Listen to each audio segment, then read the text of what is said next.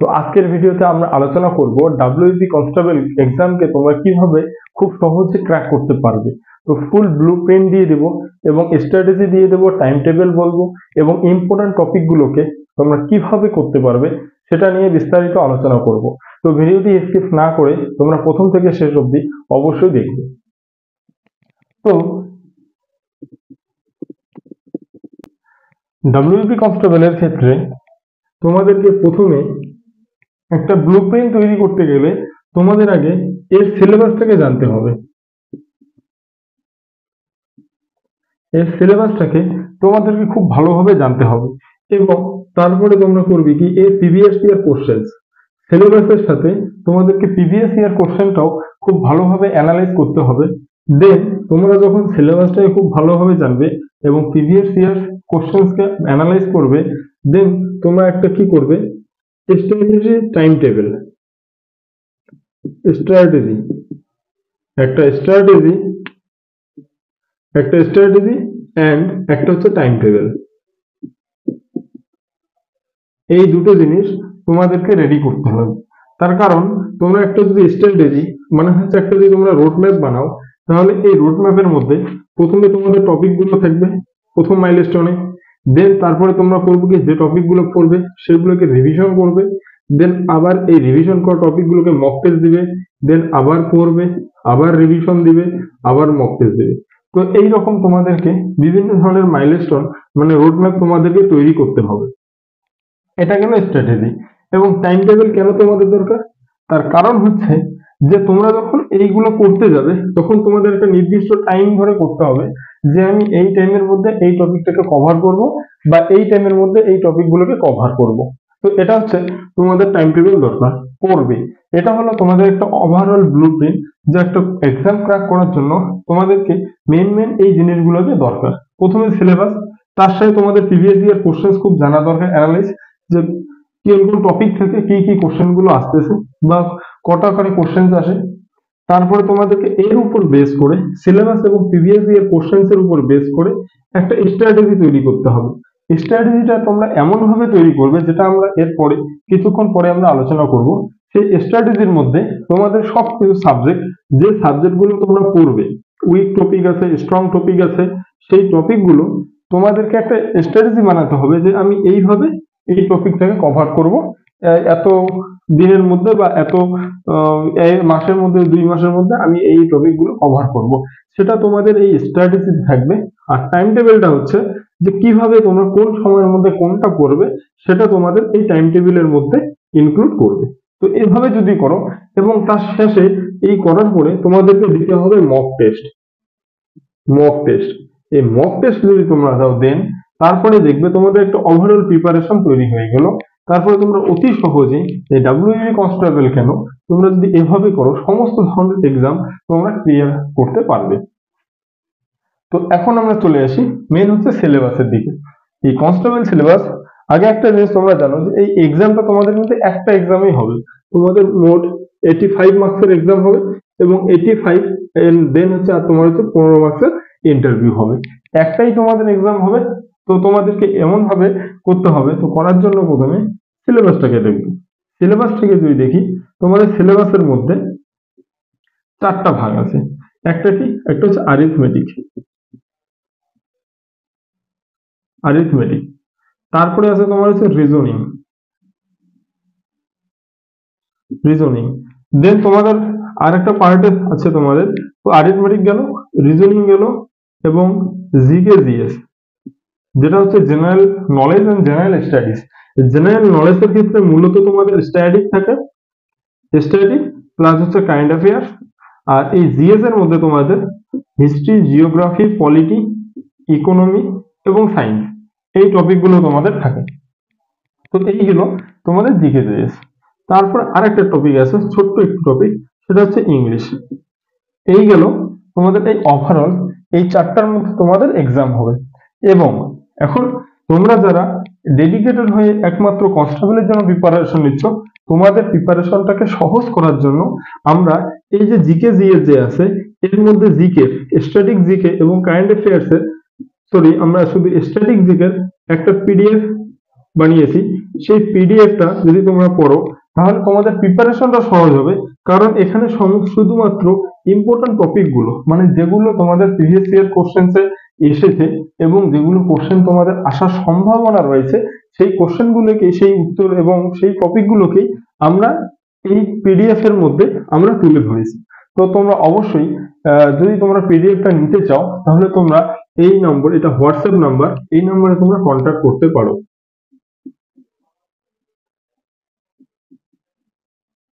তোমরা এই নাম্বারে তোমরা হোয়াটসঅ্যাপ করবে, হোয়াটসঅ্যাপ করে তোমরা এই পিডিএফটাকে পারচেজ করতে পারো। তারপর হচ্ছে ইংলিশ, এই দুটো টপিকেই তোমরা এই হোয়াটসঅ্যাপ নাম্বারে পারচেজ করতে পারবে।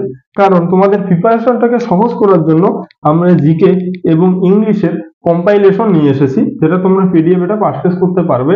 এবং এই দুটোর মূল্য বেশি না, মোটামুটি 40 টাকার মধ্যেই থাকবে, 40 টাকার মধ্যে রয়েছে। এটা রয়েছে তোমার হচ্ছে 20 টাকা, যেটা হচ্ছে জিকে, আর ইংলিশ হচ্ছে তোমার 20 টাকা।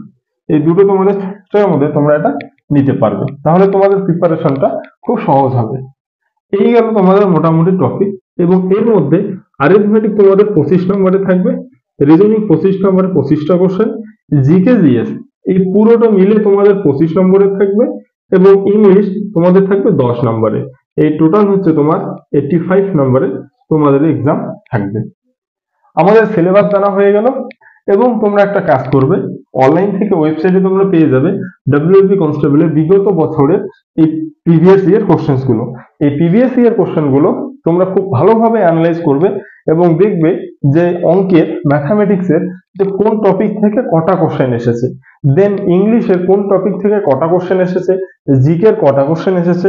এইভাবে তোমরা একটা লিস্ট বানাবে এবং একদিকে তোমরা করবে কি, টপিক গুলোর নাম লিখবে, যে সাবজেক্ট গুলোর অ্যারিথমেটিকের টপিক গুলোর নাম লিখবে, আর একদিকে কটা কোশ্চেন করে এসেছে সেগুলো লিখবে। এবং যখন তোমাদের এই সিলেবাস এবং প্রিভিয়াস ইয়ার কোশ্চেন এভাবে তোমরা অ্যানালাইজ করে একটা চার্টে কমপ্লিট করবে, দেন তার উপর বেস করে তোমরা একটা স্ট্র্যাটেজি তৈরি করবে। এখন আলোচনা করব যে কনস্টেবল এক্সামের জন্য তোমাদের স্ট্র্যাটেজিটা কি হওয়া দরকার। তাহলে এই স্ট্র্যাটেজিটাকে তোমাদের ভাগ করতে হবে সাবজেক্ট ওয়াইজ। যেমন প্রথমে থাকতেছে তোমাদের অ্যারিথমেটিক। তো একটু আগে আমি তোমাদের বললাম যে প্রিভিয়াস ইয়ার কোশ্চেন দেখে তোমাদের টপিক ওয়াইজ ভাগ করতে হবে। তো আমি উদাহরণ দিয়ে বলে দিই, মনে করো কারো পার্সেন্টেজ অথবা শতকরা, এই পার্সেন্টেজটা হচ্ছে কারো উইক টপিক। দেখা গেল এই পার্সেন্টেজ থেকে আসছে 2 নম্বর। তারপরে আসে মনে করো যে টাইম অ্যান্ড ওয়ার্ক, এই টাইম অ্যান্ড ওয়ার্ক থেকে এসেছে মনে করো 3টে কোশ্চেন। তারপরে যদি বলি এসআই আর সিআই, সিম্পল ইন্টারেস্ট এবং কম্পাউন্ড ইন্টারেস্ট, এখান থেকে এসেছে একটা কোশ্চেন। এবং প্রফিট অ্যান্ড লস, এই দুটো এখান থেকে এসেছে তোমাদের মনে করো 3টা কোশ্চেন। তো এবার কেউ কেউ এমন আছো যে তোমাদের দেখা গেল যে পার্সেন্টেজটা খুব স্ট্রং টপিক, আর টাইম অ্যান্ড ওয়ার্ক হচ্ছে উইক টপিক। তো তোমরা করবে কি, তোমাদের আগে এই স্ট্র্যাটেজির মধ্যে যে উইক টপিক গুলো আছে সেগুলোকে আগে লিস্ট করে নেবে। লিস্ট হয়ে গেল, কারণ তোমাদের উইক টপিক গুলো কভার করতে একটু টাইম লাগবে, এবং যে স্ট্রং টপিক গুলো আছে সেই স্ট্রং টপিক গুলোকে একটা লিস্ট করলে। এবার এই দুটোর মধ্যে করবে কি, যে যেটা তোমাদের স্ট্রং টপিক বা যেটা তোমাদের উইক টপিক, তোমাদের অনুযায়ী তোমরা আগে পড়ে করতে পারো। যাদের মনে করো উইক টপিক সেটা তোমরা আগে করবে। তো করার আগে উইক টপিক গুলোকে আগে খুব ভালোভাবে কভার করবে এবং দেখবে যে উইক টপিক গুলো প্রিভিয়াস ইয়ার কোশ্চেন্সে, মানে পিওয়াইকিউতে প্রিভিয়াস ইয়ার কোশ্চেন্সে কোন কোন অঙ্কগুলো এসেছে বা কোন টাইপের অঙ্কগুলো এসেছে, সেই টাইপ গুলোকে বেশি বেশি করে প্র্যাকটিস করবে। কারণ যেহেতু তোমাদের উইক টপিক এটা, সেই টপিক গুলোকে আগে প্রিভিয়াস ইয়ার কোশ্চেন থেকে, যে মনে করো একটা টাইপ 3টে টাইপের অঙ্ক আছে, তো এই 3টে টাইপের অঙ্ক বা এর সিমিলার অঙ্কগুলো যতগুলো আছে সেগুলো প্রত্যেকটা টাইপের মনে করো যে 20টা করে অঙ্ক প্র্যাকটিস করলে, 20টা করে যখন তোমাদের অঙ্ক প্র্যাকটিস হয়ে যায়, টাইপ জানা হয়ে যাবে যে কিভাবে হচ্ছে, তাহলে দেখবে ওভারঅল তোমাদের এই উইক টপিকটাও স্ট্রং হয়ে যাবে। আর যেটা স্ট্রং টপিক আছে তোমরা তো এটা খুব তাড়াতাড়ি কভার করে ফেলবেই। তো এই গেল তোমাদের অ্যারিথমেটিকের ক্ষেত্রে, যে তোমরা কিভাবে ডিভাইড করবে এবং কিভাবে উইক টপিক গুলোকে ফাইন্ড করে সেগুলোকে আগে কাজ করবে। এবং এই যে টপিকগুলো যখন প্র্যাকটিস করবে তোমরা অ্যারিথমেটিকের সাথে সাথে, আজকে মনে করো তুমি পার্সেন্টেজ করলে, তো পার্সেন্টেজের করার পরে এক্সট্রা করে 10টা করে ডেইলি কোশ্চেন প্র্যাকটিস করবে, হয়ে গেল। তারপরে দিন করলে মনে করলে টাইম এন্ড ওয়ার্ক পার্সেন্টেজ শেষ করবে, ফুল কমপ্লিট যখন পার্সেন্টেজ শেষ করবে তারপরেই কিন্তু আর একটা টপিকে জাম্প করবে, কারণ যতক্ষণ না পার্সেন্টেজ ফুল কমপ্লিট হবে ততক্ষণ অন্য কোনো টপিকে যাবে না। একটা কমপ্লিট হয়ে গেল, তার মক টেস্ট তোমরা ফুল দিয়ে দিলে, দেন টাইম অন ওয়ার্ক বা অন্য একটা টপিকে চলে গেলে, সেখানে ফুল কমপ্লিট করলে, মক টেস্ট রেগুলার দিয়ে দিলে, দেন আর একটা টপিকে গেলে। এইভাবে একটা অ্যারিথমেটিক নির্দিষ্ট একটা টাইম নিয়ে তোমরা কভার করবে। এবং তোমরা যদি ডাব্লিউবি কনস্টেবলের জন্য অ্যারিথমেটিক কভার করতে চাও, আনুমানিক তোমরা মোটামুটি 3 মাসের মধ্যে তোমাদের ম্যাথ কমপ্লিট হয়ে যাবে, যদি তোমরা রেগুলার তোমরা যদি এই ভালোভাবে করো। এরপরে আসি রিজনিং এর ক্ষেত্রে। রিজনিং একদম সব থেকে, যদি বলি তোমার এক্সামের ক্ষেত্রে, যে কোনো কম্পিটিটিভ এক্সামের ক্ষেত্রে ব্যাংক বাদ দিয়ে রিজনিং মোটামুটি একটু ইজি এসে থাকে। তো রিজনিং শুধু তোমাদের মেন হচ্ছে প্র্যাকটিস। তোমরা ইউটিউবে চলে যাবে, এই ইউটিউবে তোমাদের অনেক ধরনের রিজনিং প্র্যাকটিসের জন্য বিভিন্ন ইউটিউব চ্যানেল আছে যারা প্র্যাকটিস ক্লাস নিয়েছে সমস্ত টপিকের।